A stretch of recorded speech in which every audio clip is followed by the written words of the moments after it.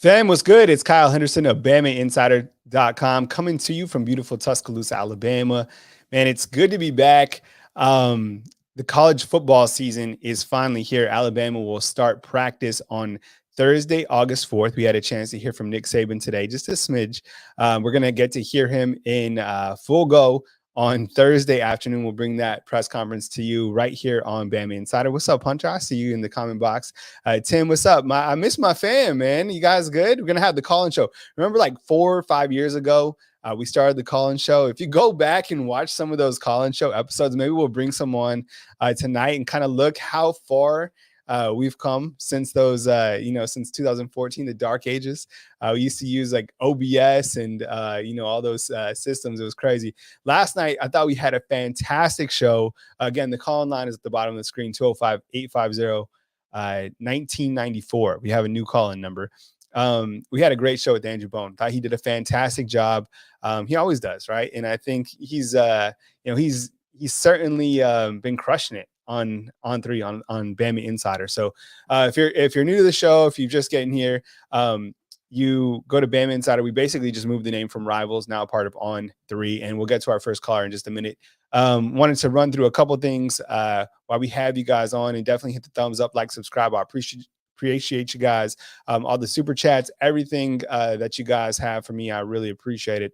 I wanted to kind of look at the quarterback room real quick going into the season. And you guys know who's coming back at the quarterback position. I have Bryce's complete stats on the right.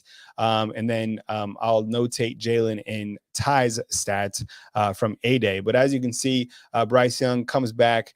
What an incredible year that he had last season, winning the Heisman Trophy. And I think we all knew just how dynamic he is when we saw him throw those first couple of passes against Miami, right? 27 of 38, 344 yards.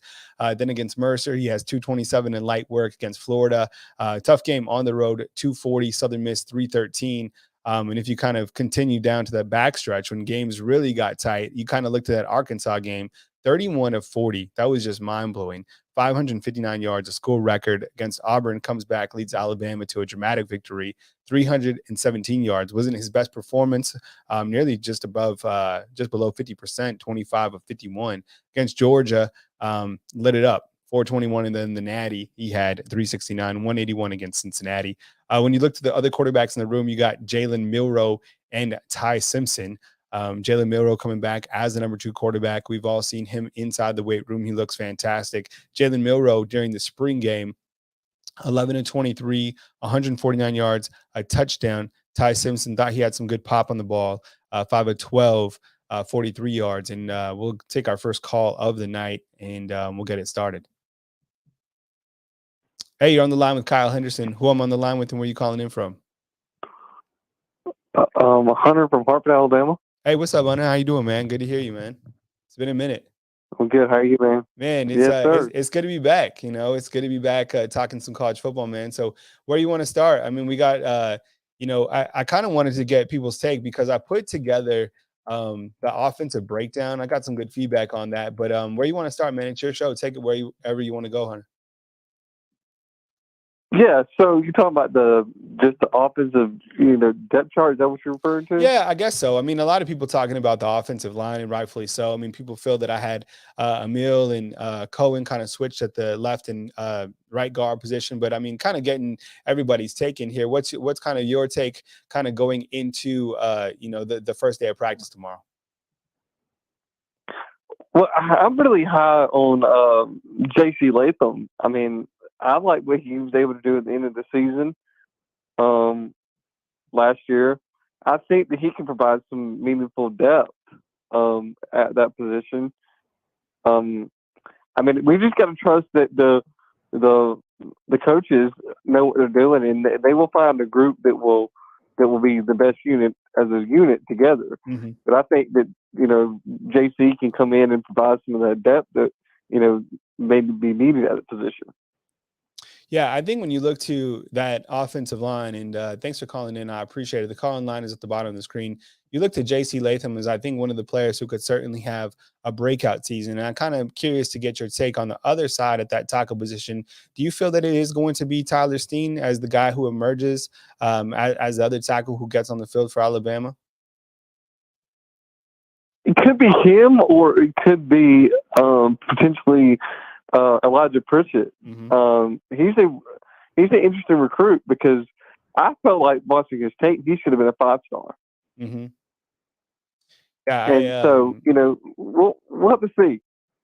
Yeah, I mean, you kind of look at Alabama's overall offensive line. You mentioned Elijah Pritchett. That'd be interesting if he's able to get on the field. I mean, some other guys who I've also spot shadowed. Do you think at that center position, do you think it's going to be Seth? Do you think it's going to be Darian Dalcourt? Is that going to be a position battle that we kind of watch going into this season? I think Dalcourt would be probably the favorite right now. Mm-hmm. But there's always competition in Alabama. So if Seth, shows up and shows out, he can win that position battle there. What else is on your mind as Alabama starts practice tomorrow? And again, people are asking for footage. We'll get footage tomorrow, and then we'll also hear from Nick Saban on Thursday, August 4th. That'll be Alabama's first practice. So this is kind of like the Christmas Eve. We will have practice tomorrow, and probably another live show will come back on. But what else is on your mind as you kind of think about the Alabama Crimson Tide as before they get their first practice? Well, I'm from Hartford, Alabama, and that's where Emmanuel Henderson is from. Mm-hmm. And let me tell you, Alabama got a do when they picked him up. I mean, I think he could be a kickoff returner or a punt returner. I watched this kid play high school football, and when he gets that ball in open field, he's got really great vision, and he's got the speed. Now, he doesn't have elite speed, but he's got the vision, taking those kickoff returns and those punt returns that you look for in a guy. I mean, I think he could be more effective than even Bolden was last year at that.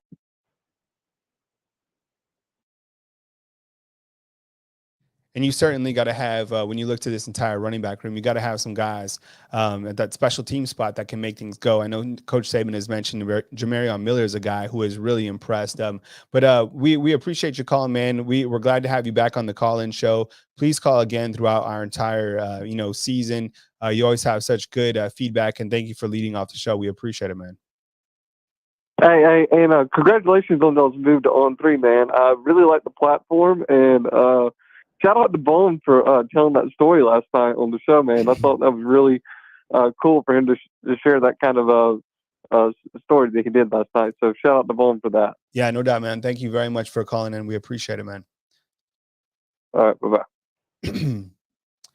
Yeah, Bone last night on the show, he lost one of his good buddies and, kind of shared that personal story. And I thought, he kind of was like, should I share that? And I was like, yeah, absolutely, man. This is life, this is life that we have. And, we're real people outside of this. So the call line is at the bottom of the screen. Call line is open.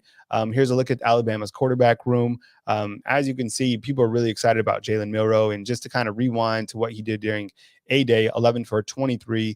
With one touchdown, 149 yards. Ty Simpson, I thought he looked good as well, 43 yards. So those are your quarterbacks. And I think the thing that we know this year, what's up, Jarvis? I see you inside the comment box, is that Alabama certainly has a backup quarterback this year. I think last year there wasn't a backup quarterback that Alabama was really confident in. Let me know if you agree with that. Another position that I want to talk about, and I didn't add every single position. I'll continue to add as we go forward. But the running back room, and I have all this data. I love data. So let's start with Jahmyr Gibbs on the left and kind of look what he did last year. And people are really excited to have Gibbs come in from Georgia Tech. 5'11", 200 pounds. He'll be a junior. And you kind of look to the production that he did last season for Alabama. And yeah, JM inside the comment box heard Tua got married for sure. Yeah, congratulations, Tua. Kept it on the low, man. It's good. He just went out and got married. Took care of business, and congratulations to Miss Tungo Vailoa. You look at Gibbs, and I was looking at it, and he doesn't have the offensive line that Alabama does. But you kind of looked at the production against Northern Illinois, 99 yards, and then he had -10 against Pittsburgh. That was kind of puzzling, right? 40 against Duke, 67 against Miami, 96 against Boston College, only 1 against Georgia. Of course, they got shut out in those back end games. And again, it's Georgia Tech, but still, those are some interesting numbers that kind of jumped out to me, and kind of curious to get your take on Gibbs. Everybody's, super excited to see him, and what that touchdown that he had for the spring game, again, behind Alabama's offensive line, and then working with Bryce, I think is going to be really beneficial for Gibbs this season. We'll take our next call right here on Bama Insider. Hey, good evening. You're on the line with Kyle Henderson. Who I'm on the line with, and where are you calling in from? Huntsville. Okay, yeah, I didn't get your name. Darrell. All right, what's up, Darrell? Darrell from Huntsville. Let's go, man. Take it away, man. We're talking about the running backs, but it's kind of an open script. So, whatever you want to do, Darrell. Well, I'm going to talk about the running backs. I'm going to talk about the quarterback, backup quarterback also. Running back, I do a lot of film study. And you can't help but be impressed with Gibbs. Even though he played at Georgia Tech, and even though our offensive line really was, let's just say, ragtag most of the year,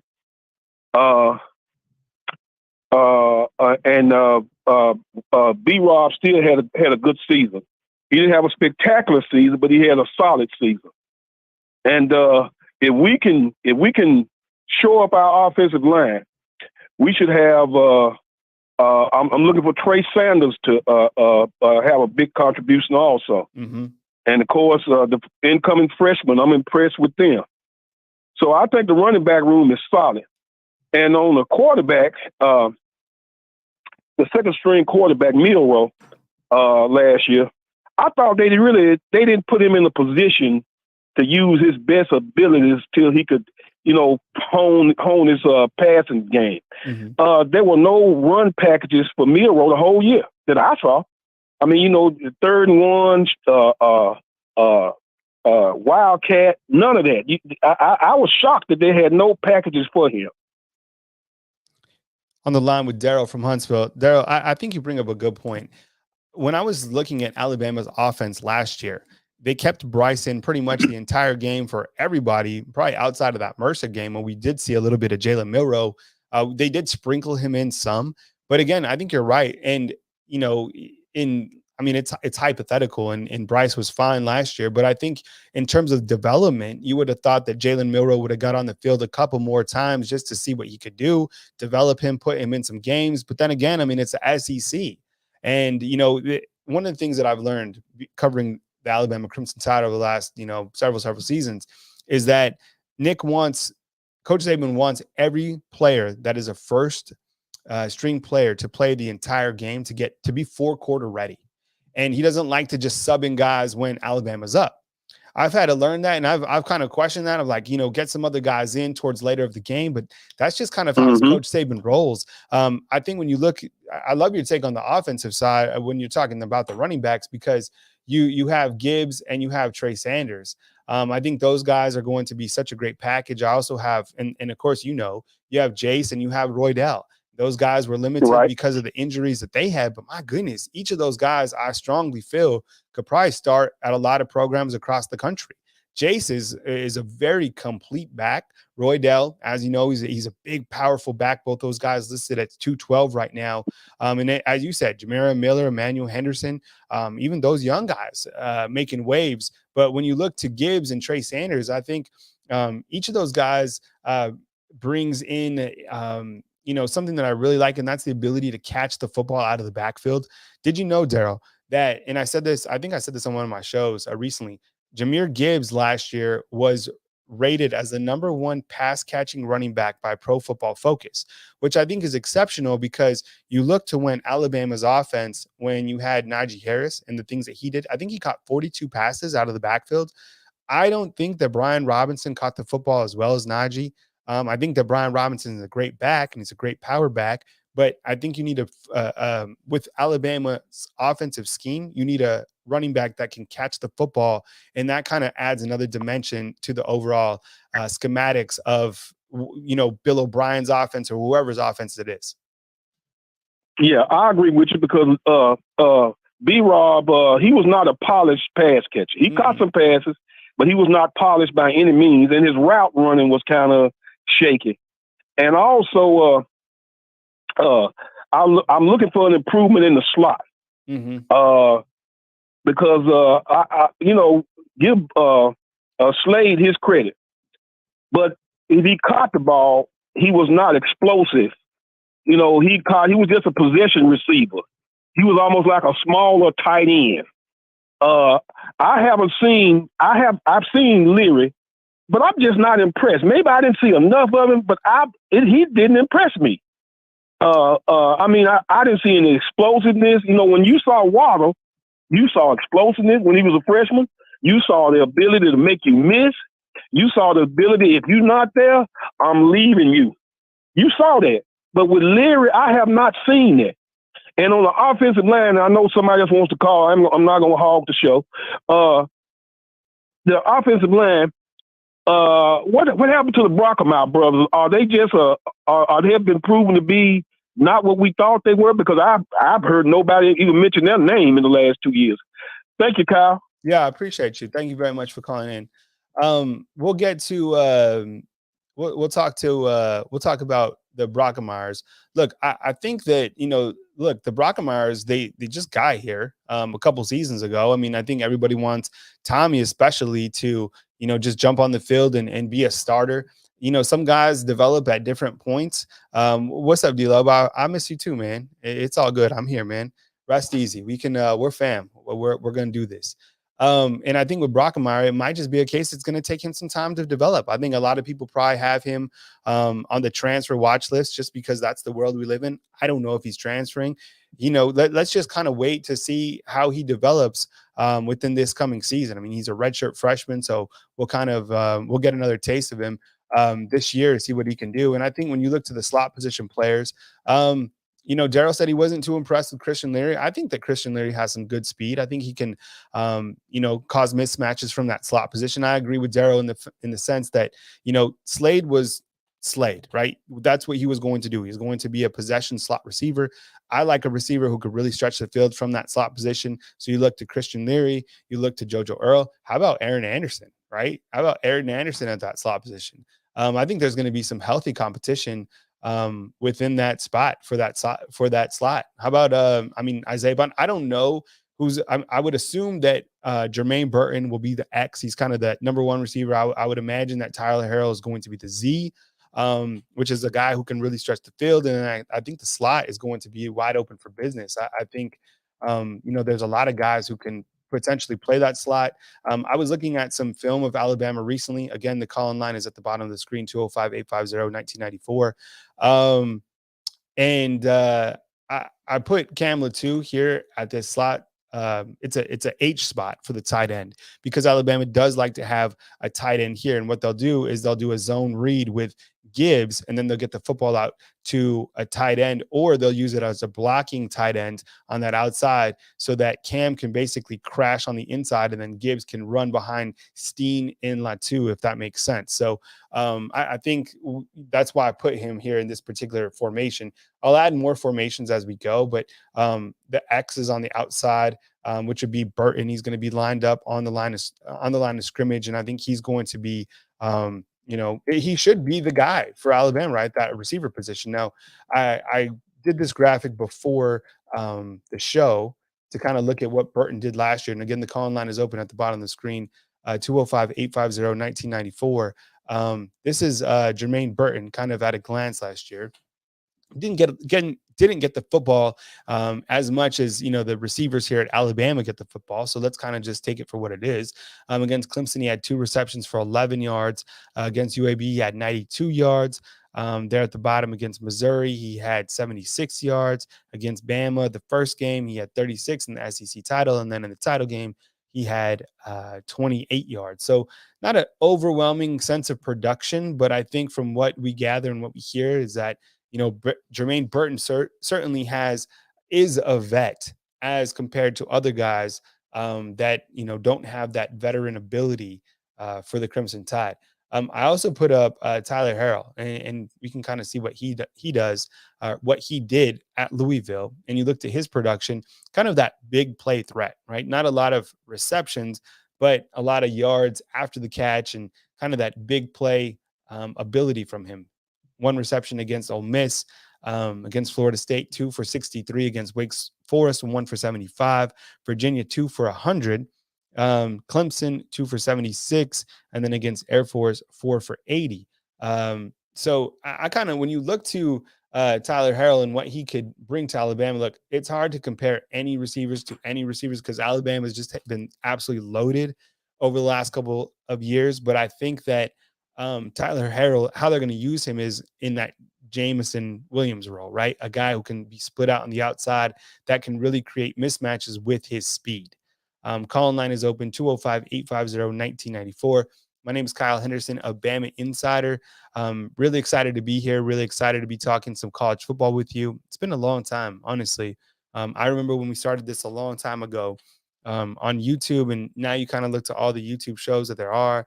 It's great. I think that, the world of YouTube and how you guys get your news information, it's great. It's great to have other options, right? It's better to just have multiple TV channels than just have one, right? Multiple Netflix series than just one. So it's all good, man. Like, I appreciate you guys being here and sticking with us. And my role will be to continue to be a content creator right here on the BamaInsider YouTube channel. But my title is Senior Director of YouTube Ops for On3, which means I get to help develop other channels across the On3 network, YouTube-wise, to help them also foster their success. So really excited to contribute at that level, and really excited about just the opportunity. We'll take our next call coming in. Good evening. You're on the line with Kyle Henderson. Who I'm on the line with and where are you calling in from? Hey, Kyle, this is Mike from Kentucky. Long time no hear from, brother. Man, Mike, what's up, man? I'm glad to hear you doing well. Oh, I'm doing great, brother. If I was any better, I'd be twins. Right? That's good, man. So I'm a Bama fan. Man, how's your life been over the last, man, we haven't talked in quite some time. You been doing okay? Oh, yeah, man. I'm doing good. I'm like semi-retired now. I tried totally retiring, but I can't do it. I got to get out and do something. So I'm helping a guy remodel houses. That's and cool. I'm just living the life, bro. Getting fresh eggs every day out of the chicken coop and growing good red tomatoes and green beans and peppers and onions. Keeping the wood stove going in the winter, man. I can't complain. You know what? My life is Shangri-La. My son, he's growing a tomato plant in the backyard. And the great thing about it is anytime that you grow something with your hands, it's really amazing to see develop, right? And I think because we're in an age of just instant gratification, anytime that we get to see something kind of transform and, it's great to see. So long story short, first tomato comes off the plant, rinse it, wash it, bite into it. It was amazing. So I get what you're saying, eating the fresh tomatoes and just enjoying life. That's what it's all about. Jarvis says tough news about Eli Gold. I agree. Prayers up for Eli, and hopefully, he gets his health back. Mike, take it away. What you want to talk about tonight? Oh man, Bama stacked once again. Like I said before, the names and numbers may change, but the product's going to remain the same, bro. I don't really have any big concerns this year. I'd like to see Bryce get sacked about half as much as last year, and he'll win another Heisman. The thing about Bryce, we're on with Mike from Kentucky. We appreciate you guys sticking with us inside the comment box. Hit the thumbs up, like, subscribe. Yeah, Bryce, I mean, that first game against Miami, I think everybody remembers where they were. And the first couple of throws that he made and how he was able to evade defenders inside the pocket, step up, make the big throws downfield to connect with John Mechie on one of the first throws downfield was really remarkable. And I think set the tone for the rest of the season. And I think the world of college football quickly saw, this guy is a 5-star and much more than a 5-star. He is something special. He is that new age quarterback. And I was interviewed recently on Orange Bloods, which is the Rivals Texas affiliate. And they were asking me about Bryce Young and kind of what he brings to the table. And I told him, I was like, look, Bryce Young, he models his game after Aaron Rodgers. That's who he likes to model his game after. And I think a lot of comparisons are, maybe to Russell Wilson or, Patty Mahomes or whoever. But I was thinking about it and I was like, you know what? That is a good comparison for Bryce and the way that he's able to kind of control the pocket, extend plays. And Bryce is also just, I mean, he's a cool customer, right? How many times have we seen him rattled he doesn't. I mean, he's a calm, cool customer. And during crunch time, he really, steps up, and that's why he's the best player in college football on the offensive side. And he's so articulate as well when he speaks. Yeah. He talks like a grown man, not a kid. And that's just impressive. And Will Anderson as well is incredibly articulate and well-spoken. It just goes to show that Alabama's not just looking for a monster on the football field. You have to be the total package to play for Alabama. I'm always thinking a year ahead, Kyle. I think Jalen Milroe is going to be the second coming of Michael Vick next year. I'm not the least bit apprehensive. I heard some guy on ESPN say, if Bryce gets hurt, there'll be trouble.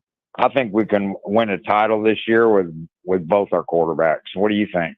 Yeah, I think when you look at Jalen Milroe, we got a little bit of a taste from him during the spring game. As you could see, he threw for 149 yards. He was 11 for 23, just a small sample size. And as I said at the beginning of the show, that Alabama certainly has a backup quarterback this year, if not two. I mean, I think Ty is going to take him some time to get, acclimated to, of course, college football and the season that Alabama has. But yeah, I think Jalen Milroe is that guy.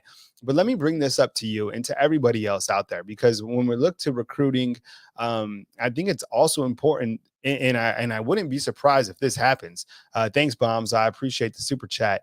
Do you think that once Bryce leaves, right, and you have Jalen coming in, you have Ty, you have Eli Holstein, the other quarterback commit, do you think that Alabama will still go to the transfer portal and take a quarterback after this season?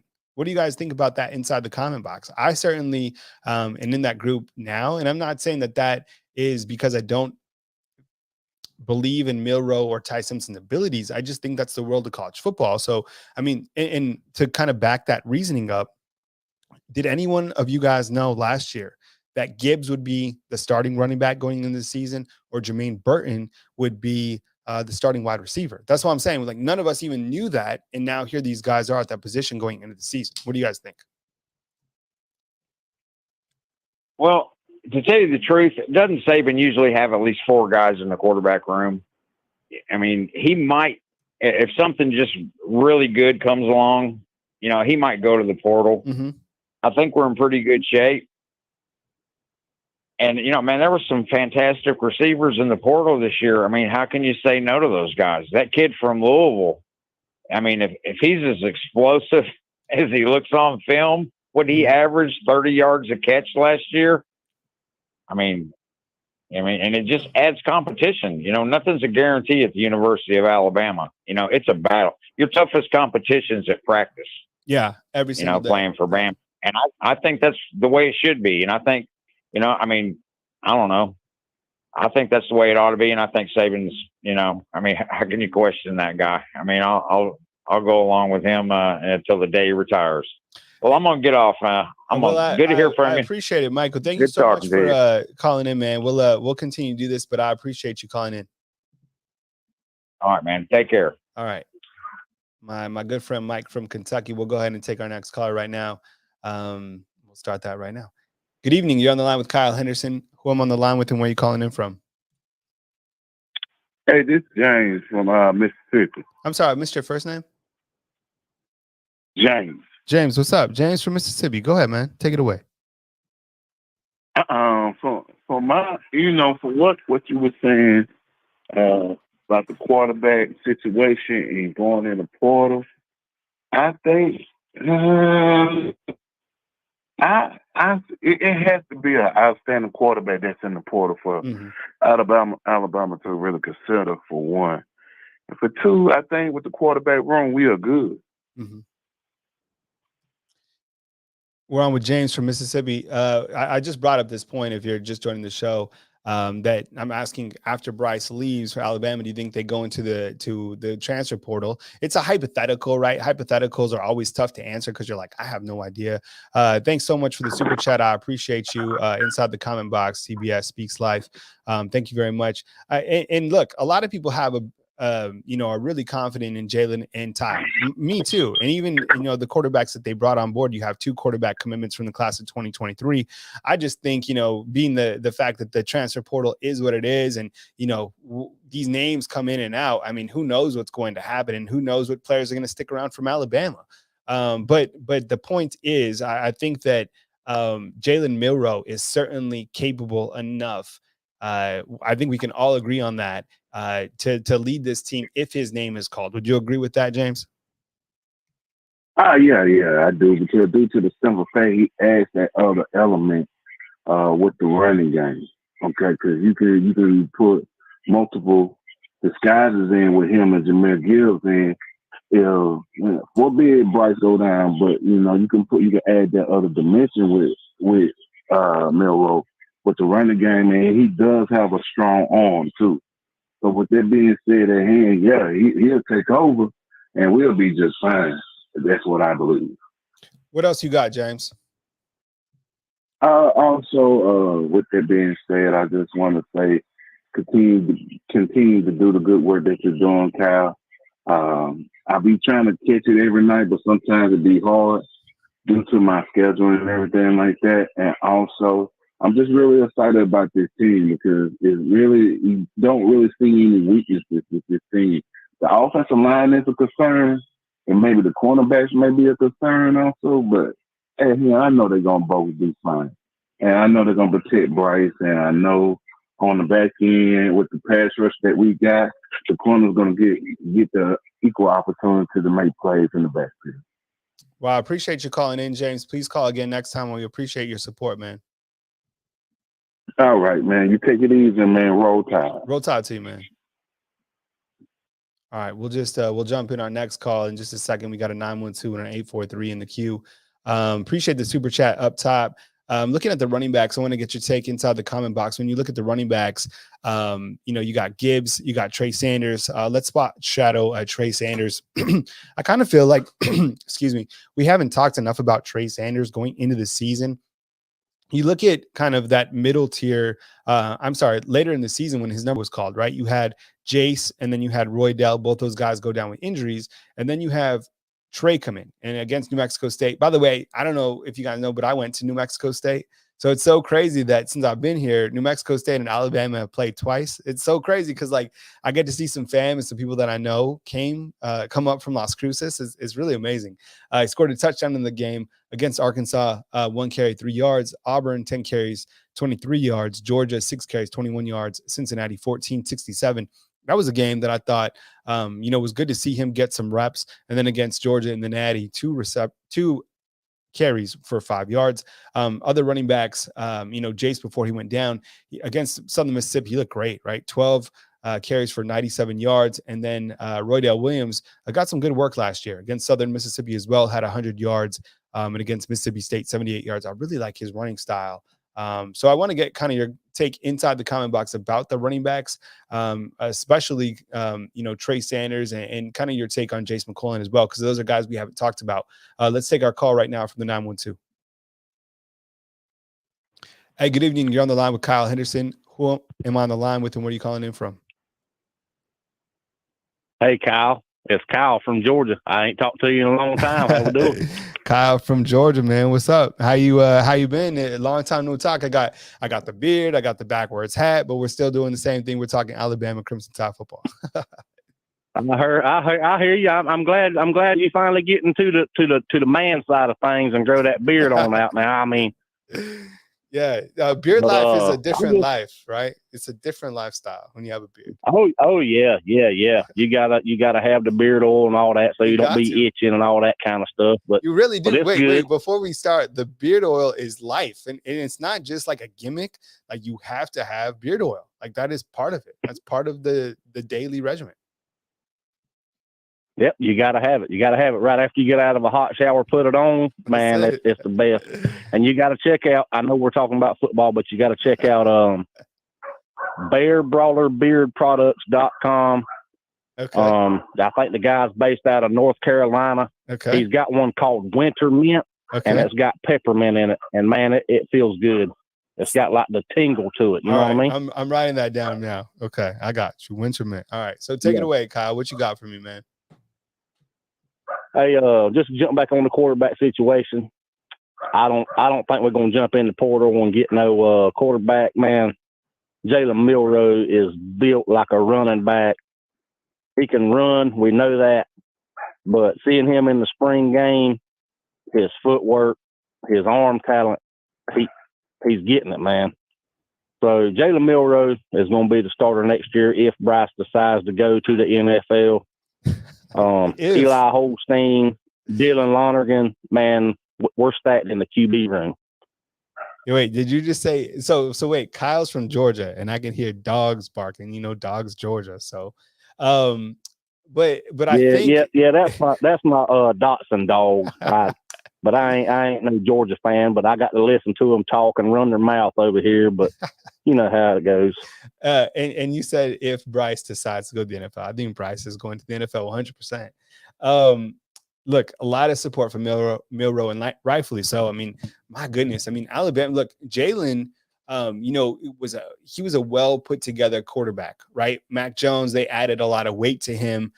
He wasn't supposed to be playing at like 235 or whatever they had him at. Tua Tagovailoa was kind of, he was a big dude, but his legs were ginormous, right? If you ever next to Tua, you just saw like his thighs, like he was a big dude. Jalen Milroe is built like it's built like kind of like a outside linebacker safety hybrid, right? We've all seen that clip of him in the weight room. And then, I was kind of like earlier in the show, we were having some questions about why wasn't he used in some Wildcat packages or whatever. And every time that Slade Bolden would get the call at Wildcat, I was frustrated watching the game because I was like, it's the perfect opportunity for a Jalen Milroe. So look, we don't call the plays. We don't know why that doesn't happen. But he's much more than a Wildcat quarterback. He's much more than a running quarterback. I think he's capable to be just the straight quarterback is my point. Right. Yeah. I mean, his footwork, his arm. I mean, you seen the bomb to I got them hands Christian Leary during the spring game. Mm-hmm. So look out for number 12 Christian Leary. He's gonna be another bomb threat this year. But like you said, going back to the Wildcat, so for the 2021 spring game, when Slade Bolden, like you said, was in the Wildcat, and then he messed that pass up, and Coach Saban said, hey, he caught him out. He was mic'd up, and he's like, hey, Slade, I can throw better than that behind my back. So, yeah, I kind of got frustrated, too, but I was like, man, hey, Slade was a good receiver. He done his job, and I'm glad that he's moved on and he's in the NFL and he's doing good for himself. But on to the running backs, every year we always talk about, like the T.J. Yeldons and the Eddie Lacy's and the two-headed monster. Alabama's going to have a two-headed monster. No, not this year. We're going to have a three-headed monster. It's going to be Gibbs, Trey Sanders, and Roydell Williams. And the defenses on the other side of the scrimmage line are going to be sick and tired of them running through them. Yeah, that give me your take kind of on Jace and Roydell, because I think when we look to that running back room. By the way, what's up, Colt?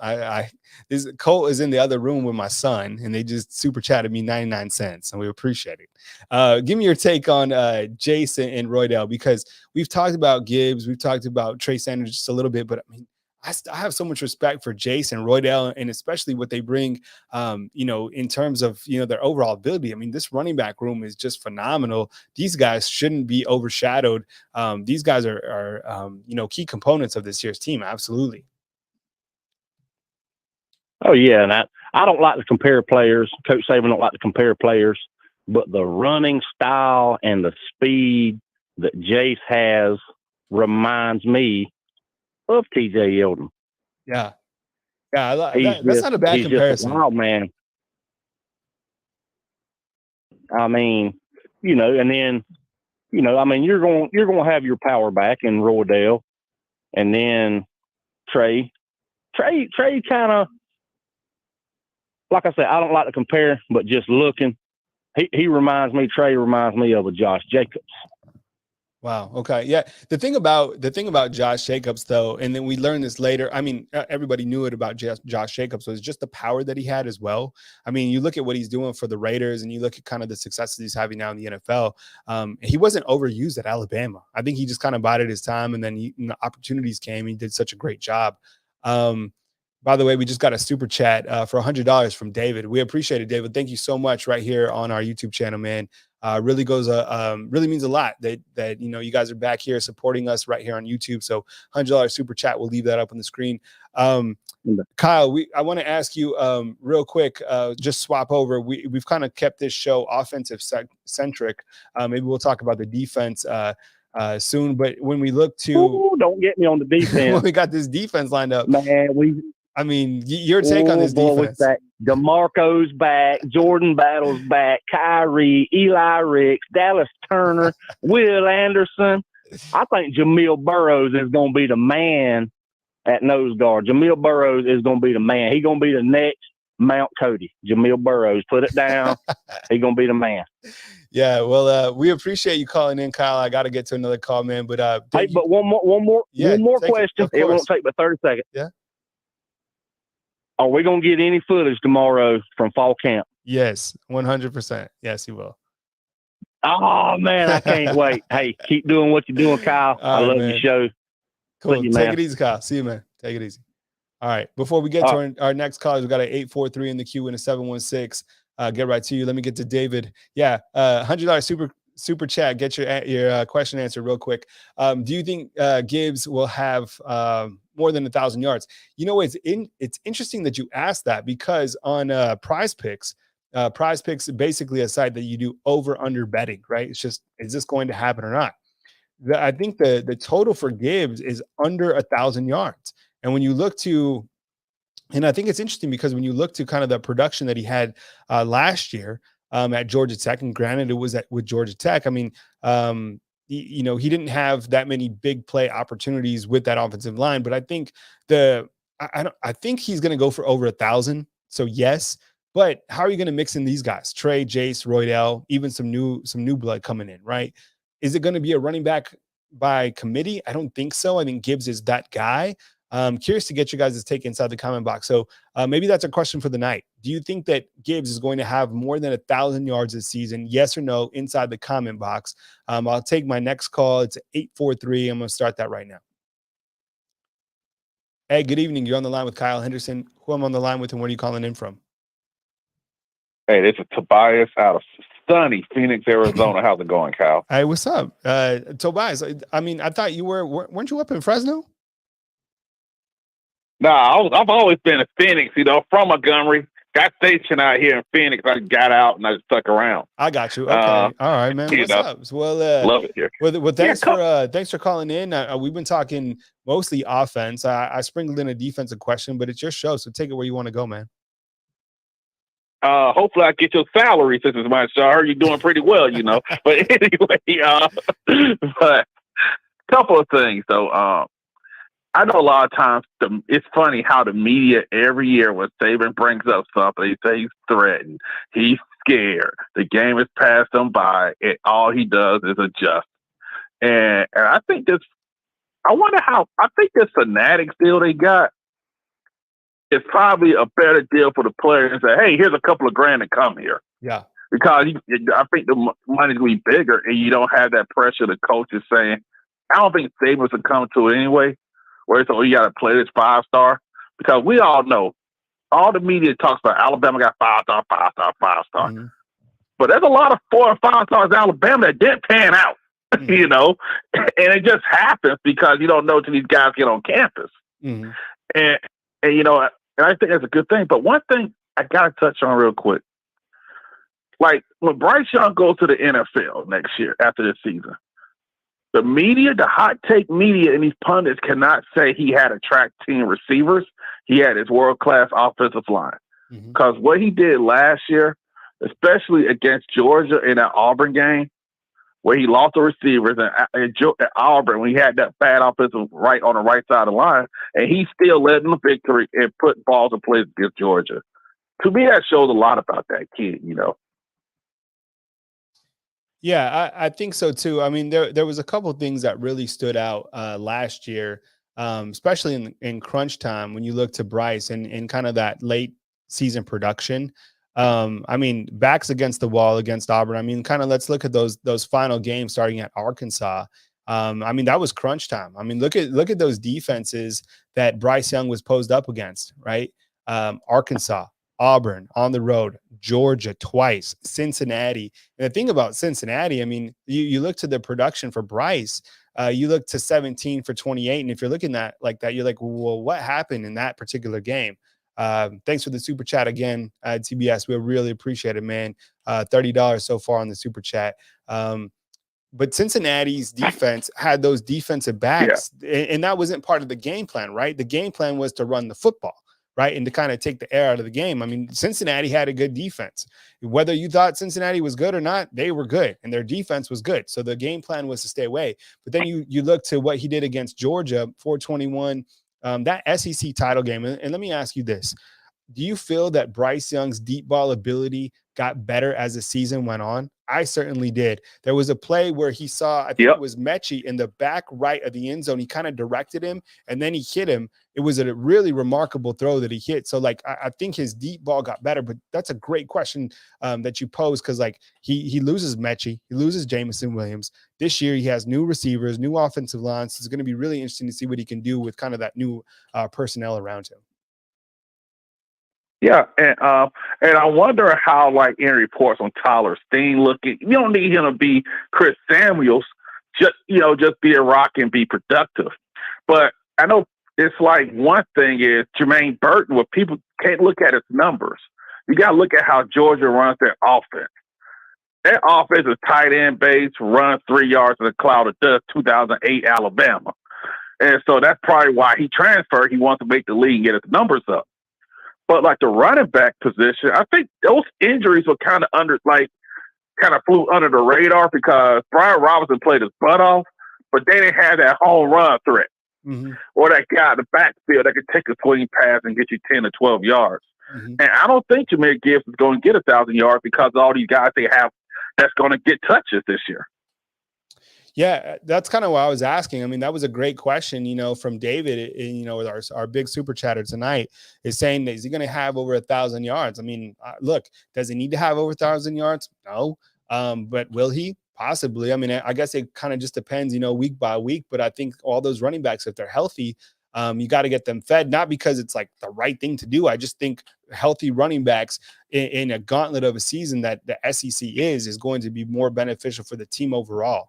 Give me let's talk about Tyler Harrell, if you don't mind. What are kind of your thoughts about him coming from Louisville? I mean, he's a transfer coming in. I was looking at Alabama's, receivers that are returning. As we know, Camlin, too, is the leading receiver coming back as a tight end, 410 yards. And then underneath him, it was Trayshawn Holden, Ja'Cory Brooks, JoJo Earl. But Tyler Harrell, I think if you split him out that Z position, a guy who could stretch the field, what's kind of your take? And, I mean, we don't have to talk expectations on any of these guys, but do you think that they're going to try to use him in the same fold as that speed guy? Yes, and I think this is why I like Saban. People talking about star ratings, but he's building a team here. And hear me out on this. His receiver core is like a basketball team. Harrell's a speed guy. Burton could be an intermediate guy, and you got the other young guys that fill their role. So everybody doing the same thing. And I think with his speed, and it's not just running deep routes. It's like Jameson Williams. You could throw a slant pass, and he could take it to the house. Yeah. That's that ability that opens up everything else for everyone else. And that makes life easier for everyone because you have to play dump. With someone with 4.2, 4.3 speed, you have to have two guys on him, one underneath and one up top. And that opens up for everyone else. And I think that is a big key, to have that burner that will open things up for everyone else to make life easier and get everyone else single coverage. All right, give you one more. You got one more topic before we move to our next caller. So go ahead, Tabias. Sure. Oh, I was going to say this also. I think, what have you heard from the offensive line so far? And I think that's actually my only concern with this team, because if the offensive line could be more fortified. And I think if they're better, I think it's Alabama first in the field. What have you heard about them so far? Well, I think isn't that the biggest question kind of going into the season? I mean, I kind of circled some guys right here. If I didn't circle them, that doesn't mean that, they're not going to contribute or whatever. These are the question marks that I have. What to expect from a guy like Damian George. We started to see him come on a little bit last season. I think Cohen is going to be, someone who is a really impactful this season. And I think he's going to have a really big year. Is Seth going to be the center? Is it going to be Darian Dalcourt? The reason I asked that is because Bryce even himself said that Seth is looking good at center.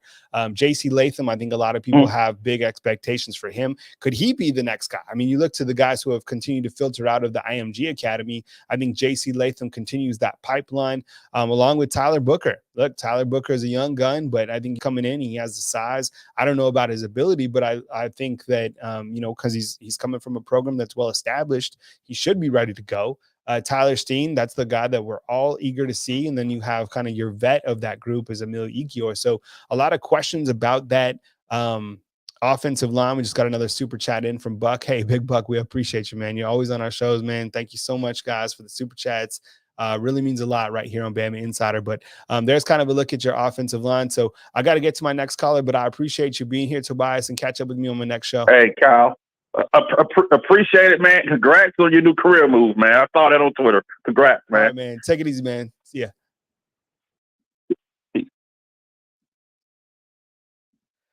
All right. So Big Buck coming in, TBS, and of course our big hitter, David tonight. Thank you so much for the super chats. We'll get to our next caller in just a minute. So if you guys, so for the last 16 years, I work for Rivals.com.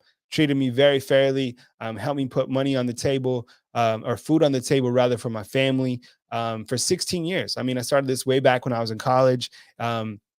And then I have now switched to the On3 Network. It was a great opportunity that I really couldn't pass down because I wanted to contribute at an even higher level. Very ambitious type person. So if anything, comes along and you feel that, it's time to make a move, it had nothing to do against Rivals. I mean, they treated me great. It was just another opportunity, came up with some other challenges, and then I could still contribute on the Alabama YouTube channel, which is really important to me because I don't see this as a job, to be honest. I see that as something that I really like. If I was like a billionaire, I would still do this show. I would still do the YouTube channel because this is what I like to do. This is where I feel comfortable. So my new title, I'm with On3, but I'm still going to be a content creator here on Bama Insider. So just kind of, wanted to make that known because there's a lot of people who have been asking about kind of, my career move or whatever, but I'm still here with you right here on YouTube.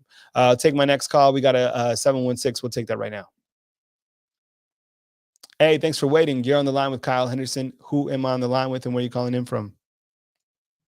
What's up, Kyle? This is Jerrick from Buffalo. Hey, Jerrick, what's up, man? I missed you, man. Shoot, it's been a minute. Oh, man, it's been a while, man. But yeah, man, I just wanted to, kind of congratulate you on definitely your career move, man, and just you and the rest of the, the Bama Insider fam. You guys were, absolutely phenomenal. And, you guys provide some of the best content out there, man. So I definitely just kind of wanted to definitely appreciate you guys for everything that you guys have done. Yeah, no doubt, man. I mean, it's, you've seen the product continue to evolve, over the last several years that you followed us. So we always appreciate your support, man. And anytime we have a call-in show, I always look, I need to kind of update the numbers because we got a new call-in number and I didn't save everybody's number, but every time we get the 716, I knew that Jerrick was coming hard with it from Buffalo, man. So practice starts tomorrow. What are your biggest question marks, things that you are looking at as we go into the 2022 season? Well, I think definitely the last caller made a good point because that was honestly the biggest question I have is definitely the offensive line because I think a lot of people don't realize just kind of out of character that offensive line was. I mean, typically with the offensive lines, whatever we lose somebody, we can just slide somebody right off the gate, and we could just have it was just like we never skipped a beat. And a big reason why was because, not just from a developmental standpoint with the coaching staffs, because we rotated coaches in and out like, we do with it's everything. It's coaching university and, NFL university, but there was always an elite player. There was always an elite prospect that was in the offensive line. It was not just one guy. It was like maybe two guys at times, three guys at times. So there was always something right there, just in case if somebody kind of slipped out, somebody can slide right in. So it was always that certain rotation. But this year, it's just an uncertainty because the only elite player that was a part of that offensive line that left was Emmanuel. And you're talking about an offensive line that was one of the worst as far as protecting the quarterback. I mean, you're talking there. I think they were around somewhere in the bottom tier in the SC as far as giving up pressures. They were definitely somewhere. They were definitely, I think, in the hundreds or at least 96 in the nation. I have to look at the stats, but I do know that they were way down there as far as keeping the quarterback alive as far as allowing pressures. So this was, if we're just talking about the Nick Saban era, I mean, that was the worst line we've had since 2007. So that is, it's unacceptable. It's something as fans we're not really used to. And, so there's going to be some question marks because that offensive line, I hate to say it, but that was honestly one of the biggest reasons why I feel like we just could not grasp a national championship.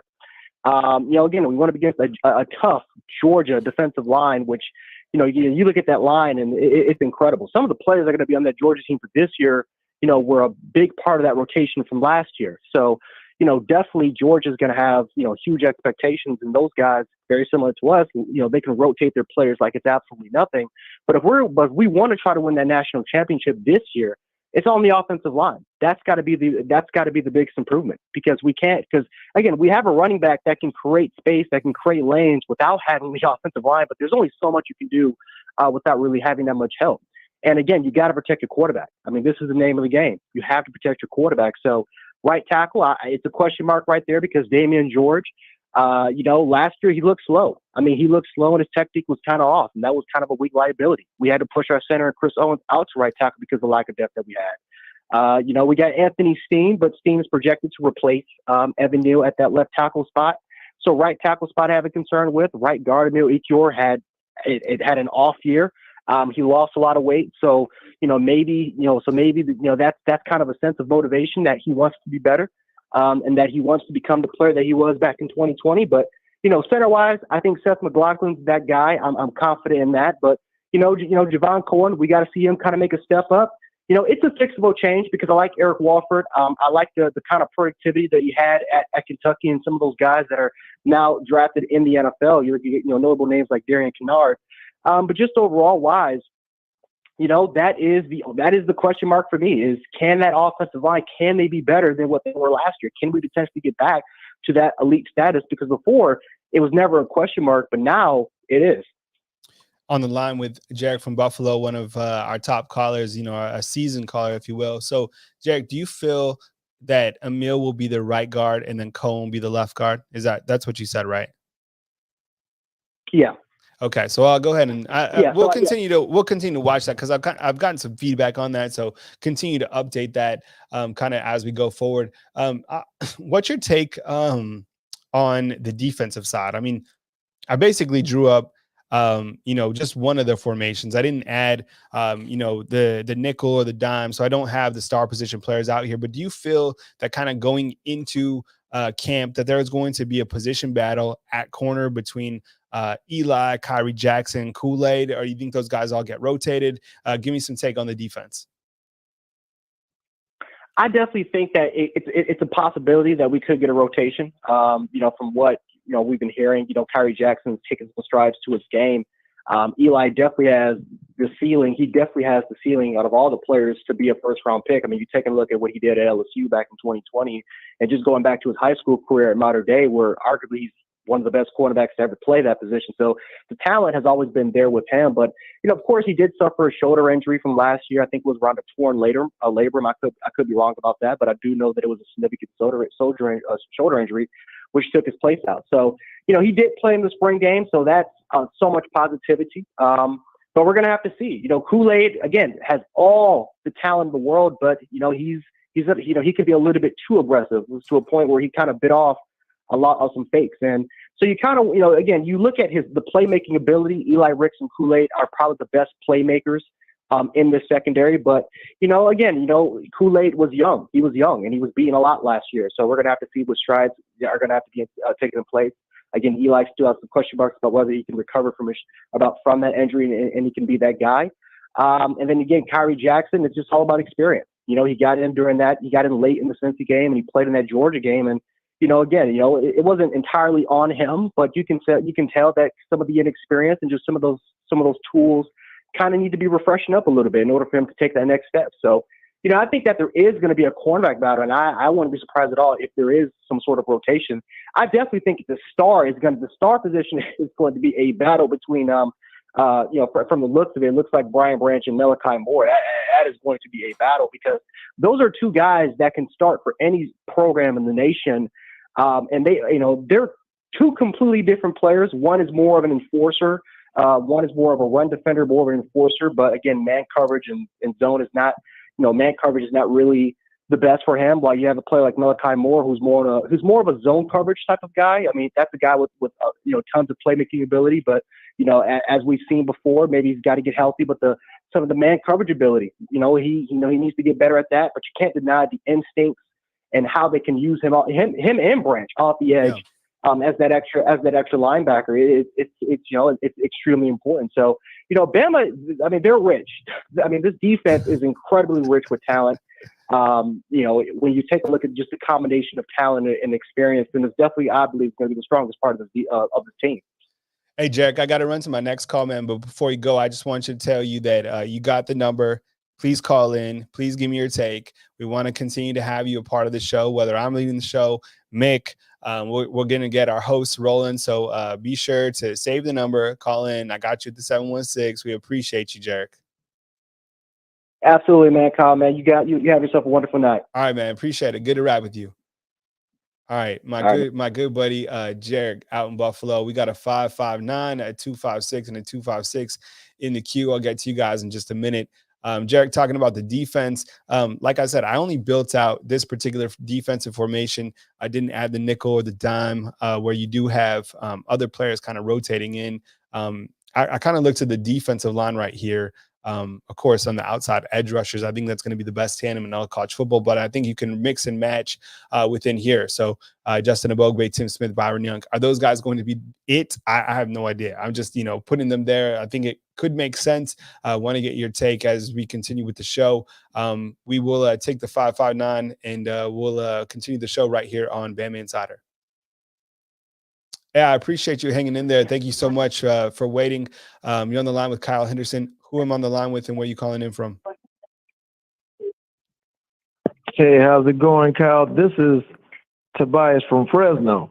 Oh, okay, yeah. So that was confusing for me. So I had two Tabiases call in, and I was like, wait. I was like, my usual Tabias is out in Fresno. And that's why I was like confused. So I'm glad you picked up on that, man. And David hit me with another super chat. David's taking care of. David's helping me eat, man. Thank you, David. You and CBS keeping it going, along with Big Buck. Tobias, first of all, how have you been doing, man? Are you having a strong year? Man, I'm doing great, man. I'm TBS in the chat. Okay. Man, look. I was like, what is Kyle doing? First he got the beard. Now he on another network. Like, what's happening here? Man, congratulations. Yeah. Congratulations. I've been following you, man, and I guess you see us a lot of supporters and stuff, but you guys kind of switched up the content, not the content, but just the flow of the shows and all of that. You guys had a larger staff and people coming in doing commentary, and it was cool.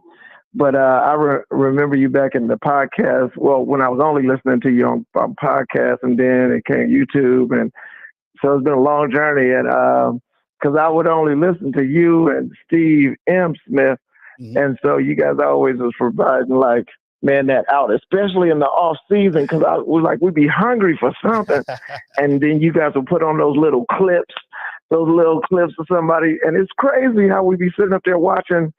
Dudes do drills. Why am I running to YouTube to watch somebody do drills, man? But some of us who are ex-athletes, ex-scholarship athletes, football players, stuff like that, that's the way we kind of probably keep relevant. But my little take on some of this, Tabias from Arizona, I think he was from Arizona, he pointed out how why does everyone keep talking about Nick Saban is done? It's so crazy, Kyle. I don't understand it.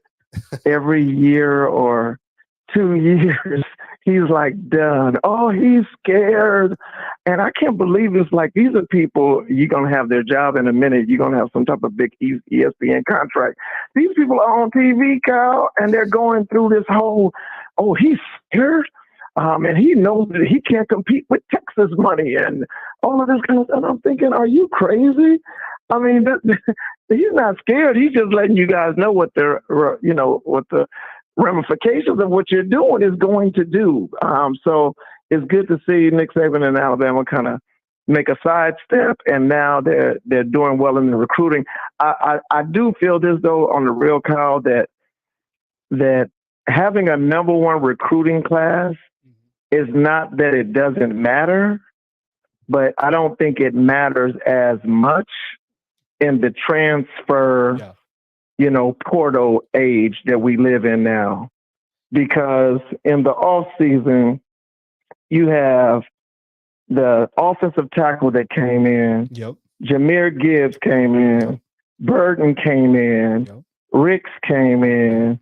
Harrell came in. So those are all athletes that might have been 3-stars when they came out of high school, but now have developed. Yeah. So Alabama, Ohio State, some of the big programs, they're going to get the benefit of the process of kids without having to have them on their squad. So I was excited when I hear these kids committing, but not as much as I was like 5 years ago, maybe 4 years ago. I'd be like, man, because whoever's in those top 5, that's who's going to compete for it if they have good coaching. But now I don't think it's so. And I think the NIL is going to slow down too. I think with these collectives, what's going to happen, and it sounds like the way Alabama is doing it, is making sure that all athletes on the team have access, and all athletes on campus have access to build wealth for themselves. And that's a big selling point, and, a few, we're still in kind of the social justice age and stuff like that. Where not age, but where that's something that we're considering. I'm an African-American principal. And so when I look at the impact that football has on African-American kids, and that you can come into a program like Alabama, like I did when I was going to college, I don't know what I would have done if I didn't have that scholarship and love people around me to teach me how to handle business. Yeah. And that's what these kids are getting, hopefully at all programs, but it sounds like that's what they're trying to do at Alabama. And so I just think that it's going to kind of even off where you're not going to hear so much about, because no big donor is about to pay no kid $3 million just for them to transfer the next year. They ain't doing that. But you're also probably going to hear of some horror stories where a kid signed with someone and didn't realize they were signing their life away. And now, you basically are owned by somebody or some company. And I wanted to say this. I wanted to get you. Well, you're going through the the offense and defense. Listen, last year, if Saban called it a rebuild, why aren't we calling it a rebuild?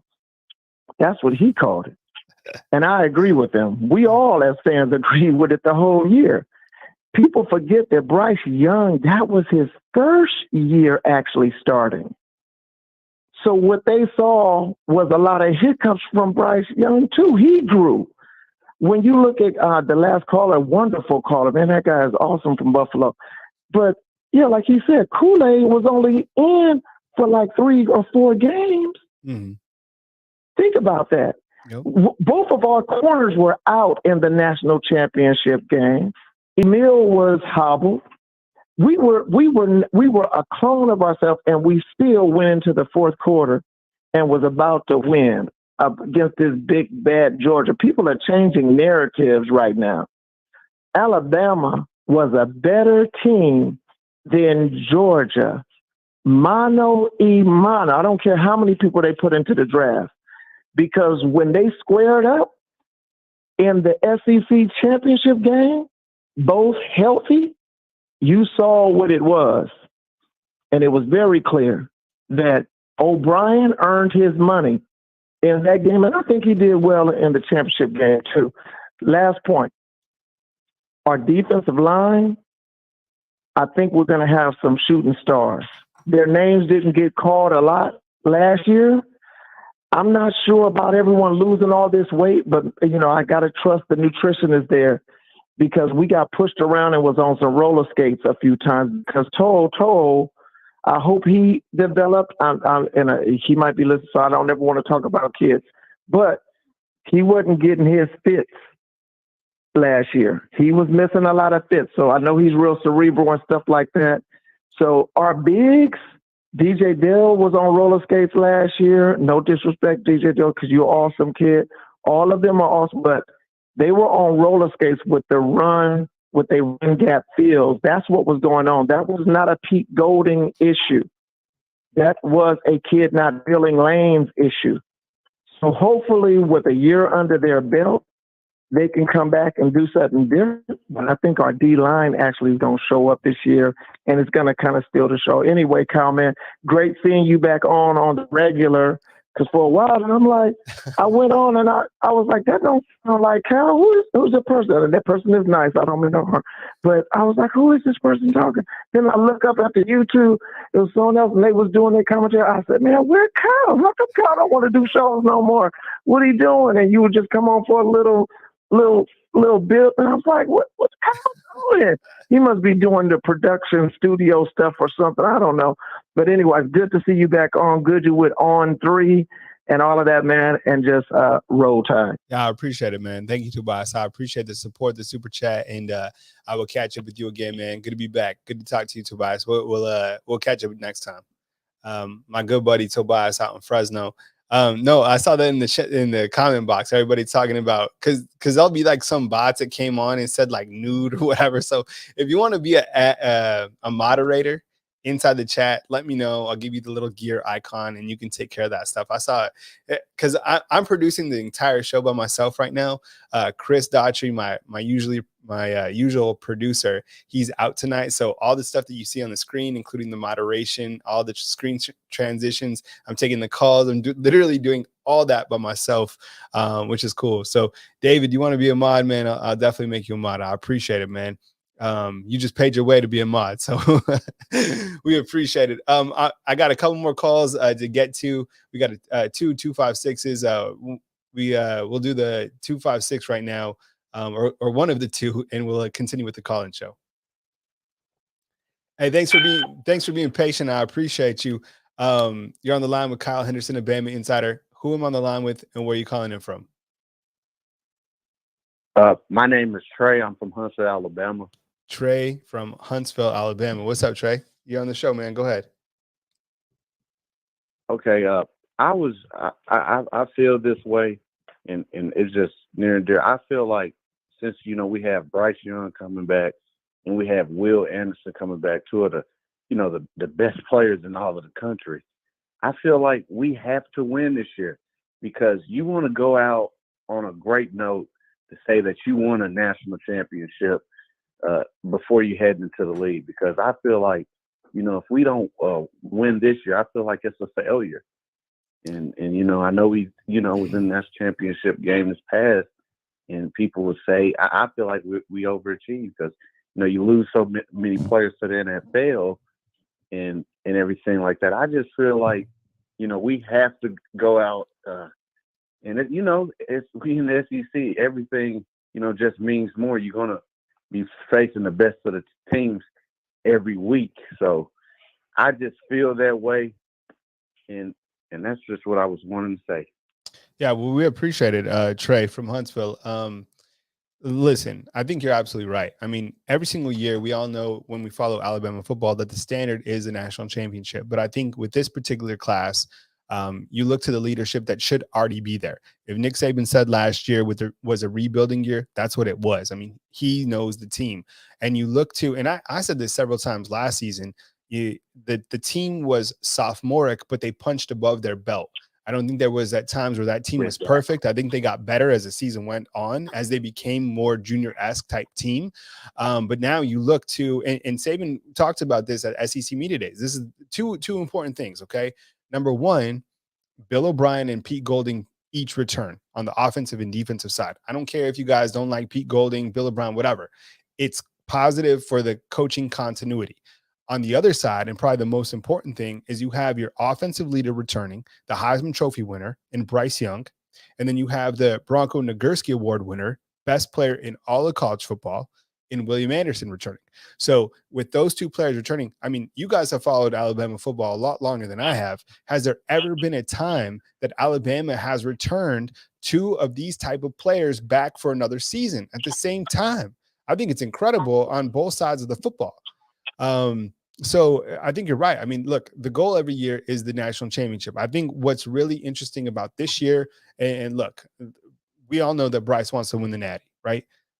Bryce is from Los Angeles. You guys know where the national title game is this year?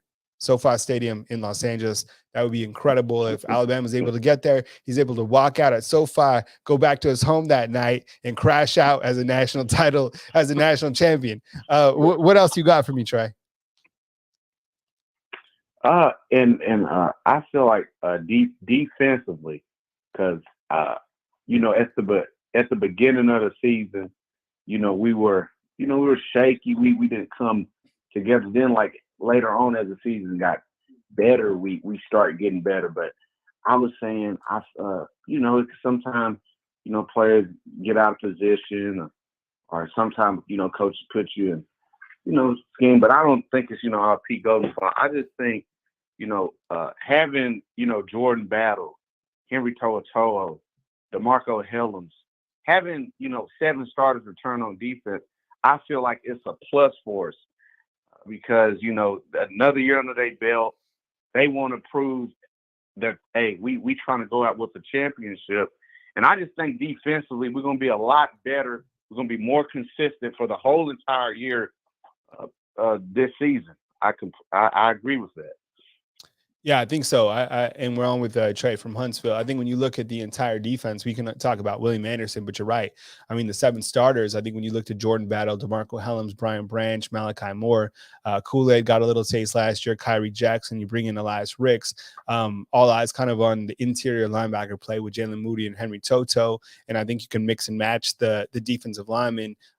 This is just projected. I don't know if it's going to be a Bogbay, Tim Smith, Byron Young. It makes sense for now, but I mean, there's a lot of names that you could rotate in. So yeah, I mean, the defense is, there's so many guys that have so much experience. Trey, I got to run to my next caller, man, but thank you very much for joining me tonight. Please call again on our next show. Really appreciate the feedback and the dialogue. All right. Thank you so much. All right. That was Trey out in Huntsville. We got a 256 and a 720 that we will get to. My name is Kyle Henderson of BamaInsider. Derek, what's up, man? Derek says, Kyle, can we talk about putting some respect on Nick Saban's name? Has to be the highest paid coach, period. We have seen greatness for years. We need our boosters to pay up.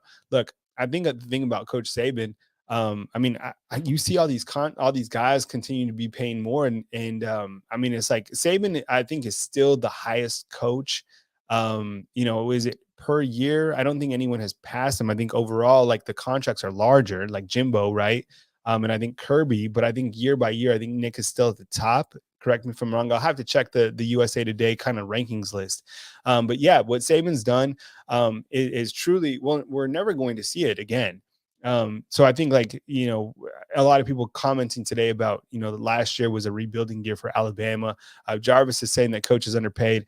Yeah, absolutely right. I just saw on social media, he just put $1 million back into the city of Tuscaloosa for the Saban Center that he's building in Tuscaloosa. I think it's going to be great for the youth. So that was part of Nick's Kids today. So go check that out on social media. We'll get to our next caller, our 256, and we'll start that now.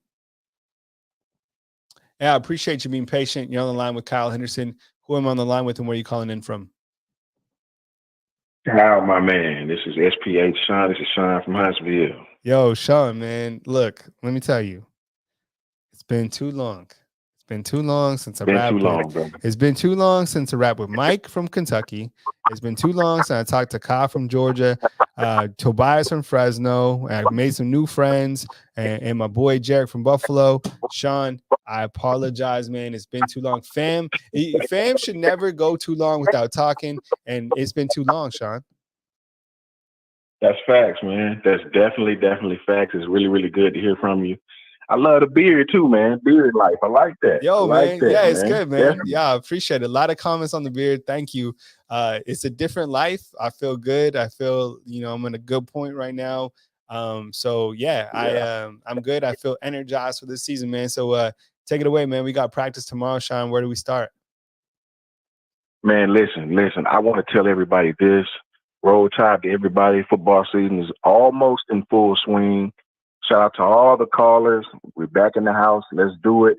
So let me get right into it. I don't think personally that Brian Branch is getting enough credit.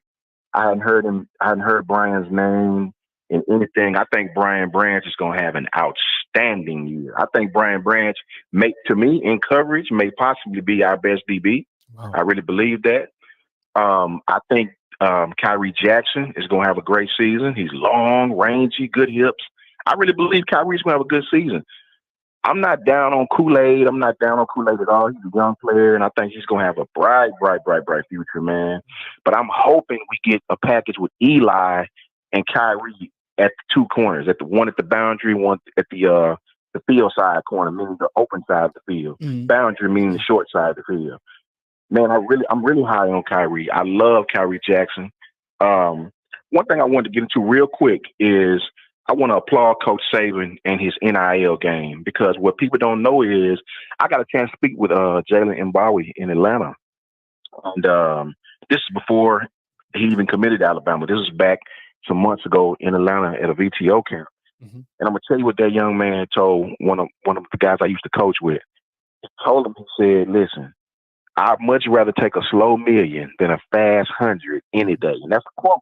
That's a quote he gave. I'd much rather take a slow million than a fast 100 any day. Meaning, why take one lump sum of money? And this is what Coach Saban is saying to these young men that you guys see committing.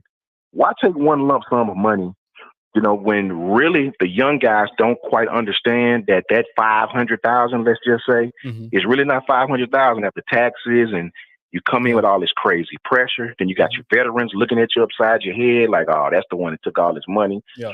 It's money, but it's going to create more problems than, than a young man should really want to face. Mm-hmm. Saban is promoting, why not come to Alabama, make a name for yourself, sell your merch in our stores, all these things that he's got, local businesses, out-of-town alumni connections.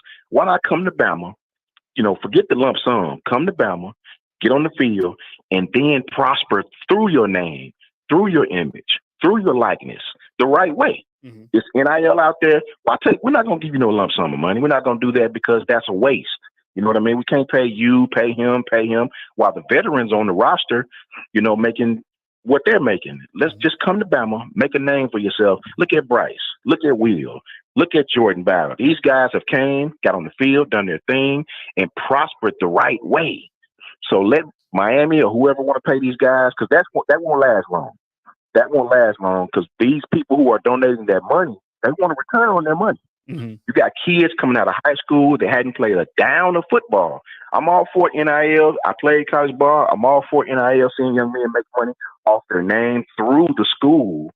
But giving these one lump sums of money, these people that are investing in these collectives, they want to return on that. People are not just into giving money just to be giving. Yeah. So I don't think that's sustainable. I don't think that's sustainable. I agree with Coach Saban 1,000%. Wanted to say, it was a young man in the chat talking about Georgia's draft eligible and how they had so many people drafted. I want to tell the young man respectfully, Georgia had so many people drafted, great players, because they had that many draft eligible seniors. Alabama only had, I think, 9 people. You know what I mean? Mm-hmm. We had a very, very young team, an extremely young team. We didn't have a lot. I think we had maybe 9 people drafted, I think. And the thing is, the reason is for that because most of the players are coming back. We have a lot of people that came back this year. So that's one of the reasons. Not that the team was better and this, that, and the third. Georgia's whole entire defense, I think they had out of 11 people, I think they had 8 seniors. You know what I mean? 2 of them being fifth year.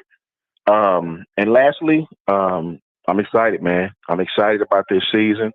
I think the loss kind of woke some people up. I'm really, really excited. The freshmen and the young players seem to be excited. The people that got on the field last year are very, very, very excited about it. I see the young men tweeting about it all the time. So I'm ready, man. I'm ready. It's going to be a big trip to Texas. It's going to be hot than you know what out there. And I'm excited.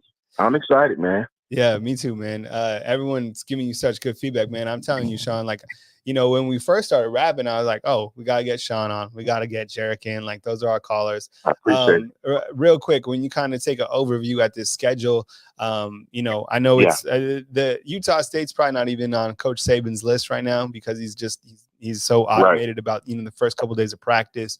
You got Utah State at Texas, Louisiana Monroe, Vanderbilt. You know, it's favorable. You know, who knows what's going to happen. I think Utah State, you know, their offense is going to be interesting. And then at Texas, of course. But then you have at Arkansas, Texas A&M, at Tennessee, Mississippi State right before LSU. I mean, it's a gauntlet every single year, no matter how you want to spin it. Your kind of take on this overall schedule before we close out and get to our final caller. I'll tell you what, real quick, Kyle. It's a gauntlet, man. But the game that really, really, really got me shook a little bit is that Arkansas game. Yeah, man. Me too. Yep. Arkansas is man. They're a very, very, very. Let me tell you something. Arkansas is one of the most disciplined squads, fundamentally disciplined squads that we played all season long. And you add physicality on top of that. Yeah. You know, look at the games that we have stacked on top of each other, man. So, you know, you got to get the win, shake it off, and get back ready that week because it's a stretch, man. We have a very, very, very tough schedule this year, and that Arkansas game on the road is extremely dangerous. I think extremely so too. dangerous. And Shaun, wouldn't you say that Sam Pittman, what he's done at Arkansas, like you have all these coaches kind of rotating in the SEC, and we can talk about the new coaches kind of coming in, you know, at South Carolina. Everyone likes to talk about Lane, but like straight up, Sam Pittman might be the best addition that anybody else has made, you know, in terms of the program, you know, to kind of bolster their program overall. Would you agree with that?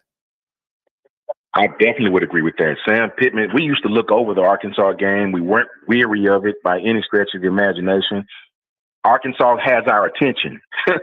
Just know that. They have our attention. They're physical. They're well coached. I think Coach Sam Pittman has done an awesome job from a monetary standpoint for that school and from a coaching standpoint. Yeah. But listen, I know you got other callers, Kyle. I just want to tell you real quick, man, I'm so happy that you guys are back. So happy that you're back. I followed you on 3. SPH, Huntsville. You'll see me in there. Love what you do, brother.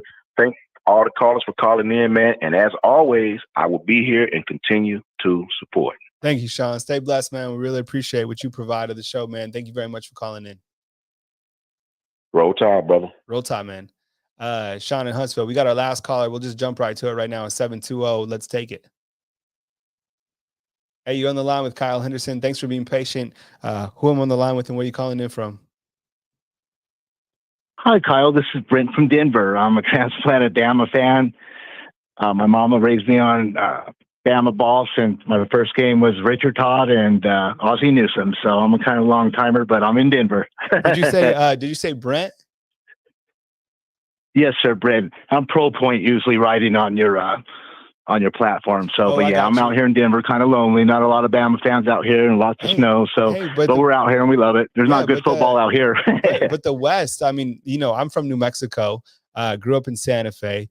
And then, but one of my jobs that I had, I actually managed, I owned CU Sports Nation out of Boulder. So I would drive up from Albuquerque or Santa Fe up to Boulder, and I got a chance to hang out in Denver. So obviously such a great state and so much to do out there. Boulder's so beautiful. Oh yeah.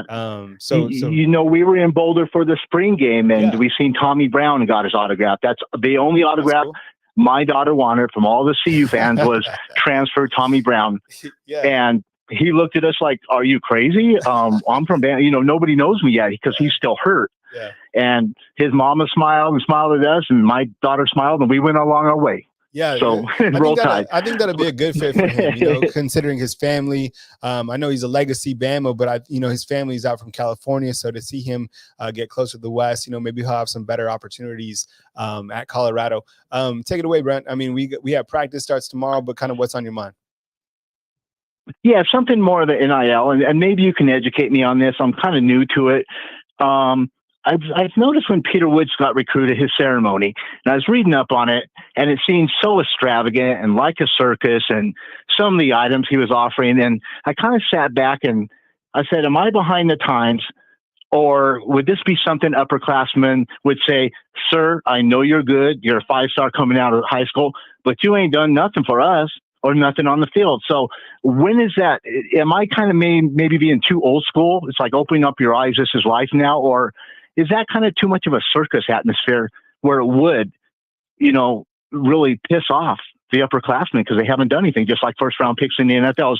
Am I thinking right, or am I behind the times? No, I think you're right. It's like, because, that you're a senior in high school, regardless of what's coming at you. I mean, look, some guys can go to the next level, and it's a lot of that, a lot of your personality about, how you kind of handle yourself as a young man when you go into an alpha environment. But I'm telling you, when you go in from a senior at a high school to, a freshman at Bama, it's a lot different. And, yes, regardless of your accolades or whatever you've done, you have to prove it on your field. And you can prove that on the field, not with, what type of deals that you have, but you can handle that with your on the field play. And we've seen freshmen contribute to Alabama and gain respect from upperclassmen at Alabama. It's happened. There's freshmen that, have come and simply balled out. But I think you're right. Like, in terms of like where we're at, it's pretty, it's something that we really haven't seen before. So I think it's going to calm down eventually, but right now it's kind of just, it is what it is. Yep, and I understand that, and I know that you got to get going. It's so nice to see you back and healthy, and your show has provided me with so much fun and knowledge. Once I found it on YouTube, it's been a few years, and I was like, I'm in heaven. I didn't know I could get this out here. Thank you so much for everybody, your all-star cast, and I'm glad. It sounds like everybody moved over with you. Is that correct? Yeah, so we are able to bring a lot of people don't know this, but so this is, kind of how things went down is, I wanted to bring over the staff from BamaInsider because, I couldn't let go of my great team writer, Tony. I couldn't let go of Bone, so we had to make the move, and I wanted to make sure that everybody was taken care of. And so Trey Yanity, you've seen him, on the shows. Great. He's hired full time. The thing with Tony is, at the time, it didn't. We certainly had an opportunity for him, but then he went to Sports Illustrated, so he was taken care of. And then recently you saw him back at Rivals. So he got a great opportunity for him. So as long as he was, taken care of, because the one thing about Tony is, man, he's just such a tremendously hard worker. Right. I mean, I honestly because I respect the grind, people who really, put in the work. And that's always something that I've really admired about Tony Tsoukalas is just that grind. I mean, he being after the game, I saw it with my own eyes. I'd be like, all right, Tony, like, got to take off, be like 3, and he'd be typing, writing his stories, and just such a perfectionist. So I'm glad that things have worked out for him. And but I had to take care of my guys. It's really important that, all the guys, were taken care of. And so Trey is full-time. You'll see him kind of on the back of, doing videos. I have him working with Kentucky Sports Radio. I have him working with nice. I have him working with Husker Online, which is another site, and I have him working with Alabama. So I kind of oversee all these YouTube channels, but yeah, Trey is right behind, and he's going to do a fantastic job. Excellent. Yeah, cool. That's so great of you to do, and I'm sure there's just not a lot of professionals like yourself out there that takes care of their people. Everybody's kind of for themselves now, obviously. So good respect to you. Thank you so much for everything that you do. And I'll let you go. Roll Tide. All right, Roll Tide. Take it easy, man. Yeah. Great show. I really appreciate you guys sticking with me. Throughout the show, I love the calls. Honestly, there was something that when I did the show a long time ago. Let me see if I can. If you guys are still with me, I'll try to bring up like an old call-in show and see how we've kind of like transformed. If you guys want to stick around for just a second. On show, Kyle Henderson. Yeah, I think I wanted to say it was like 2018 or 2019 since we did it, since we had our shows, and you can kind of see like how we've transformed. Oh, this one was 3 years ago. Let's see if we can do this. I'll show you guys real quick. It's hilarious, kind of how we've transformed. All right, stop this. Share this, and then we'll dip out because I got to get going. I know you guys do too, but I think it's funny from like how far we've come. How to stream. All right, let's let this ad play. Paying myself here. Oh, look at this. this remember we used to have like the chat on the side. Well, I built all this. I mean, no lights. Yeah, I mean, it looked terrible. It looks like a different person. But it's all good. I mean, those were the days. This was 3 years ago. This was 3 years ago, and to kind of see how we've transformed, and same background, right? Yeah, I lost weight. Yeah, I think I've lost a tremendous amount of weight. Been, doing all the stuff, but yeah, those are good times. Good to see where it's come from, man. But look, I appreciate you guys, all the super chats. Thank you so much for following us. Yeah, Jarvis, you said it, man. We've come a long way. We've made a great run at Bama Insider. So Bama Insider, now part of the On3 Network. Thank you so much for the super chats, David, Tobias, Big Buck, all you guys for supporting us right here on Bama Insider. Hey, tomorrow is practice. We got practice footage. You got Nick Saban in the afternoon. Tons of coverage coming your way. And then on Sunday, you got Media Day. You got Saban, Bill O'Brien, Pete Golding, tons of stuff right here on Bama Insider. From beautiful Tuscaloosa, Alabama, Kyle Henderson on the Kyle Henderson Collins Show. Thank you so much for joining me. Good night.